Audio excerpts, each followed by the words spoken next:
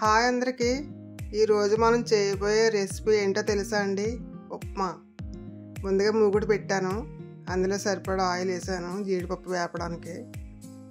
ఈ జీడిపప్పుని లైట్గా వేయించుకుంటే సరిపోద్ది, గోల్డెన్ బ్రౌనిష్ కలర్ వస్తే సరిపోద్ది. ఇవి వేయించుకొని గిన్నెలో తీసుకుని పక్కన పెట్టేసుకుందాం.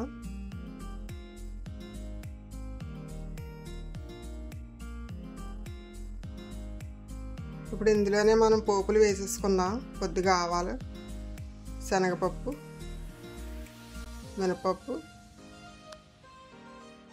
ఇవి వేసుకుని వేయించేసుకోవాలి. కొంచెం కలర్ చేంజ్ అయ్యే వరకు వేయించుకుంటే సరిపోతుంది. ఇప్పుడు ఇందులోనే కొద్దిగా జీలకర్ర,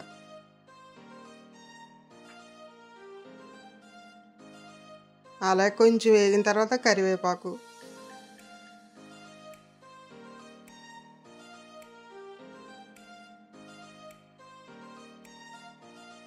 అందులోనే మనం కట్ చేసి పెట్టుకుని ఉల్లిపాయ ముక్కలు కూడా వేసేసుకుందాం.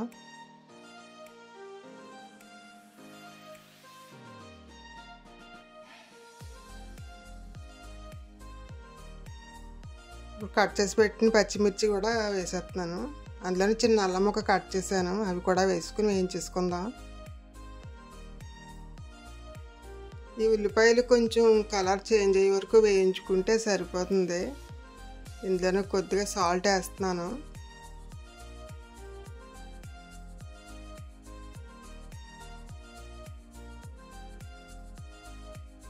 ఇవి సగం వేగిన తర్వాత క్యారెట్ ముక్కలు వేసేసుకుందాం.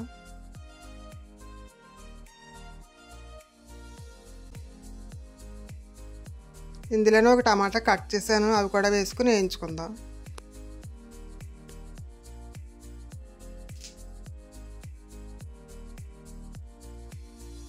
వేగిపోయినాయి కదండి మొత్తం.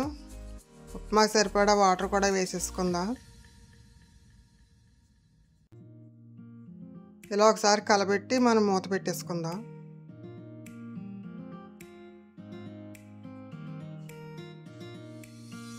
మూత తీసి చూద్దామండి, వాటర్ మరుగుతున్నాయి కదా. ఇప్పుడు ఉప్మా రవ్వ వేసేసుకుందాం. ఇది వేసేటప్పుడు తిప్పుకుంటూ వేయాలి గరిటెతో, లేదంటే ఉండగడుతుంది. మీరు ఈ స్టైల్లో ఉప్మా చేయండి, ఇష్టం లేని వాళ్ళు కూడా ఈజీగా తినేస్తారు.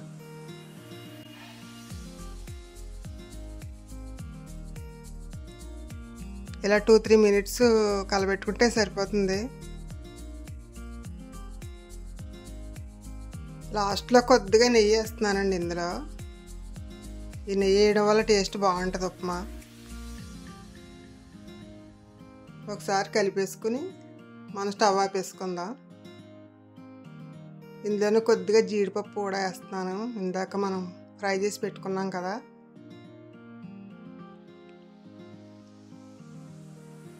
సర్వింగ్ బౌల్లో తీసుకుందాం.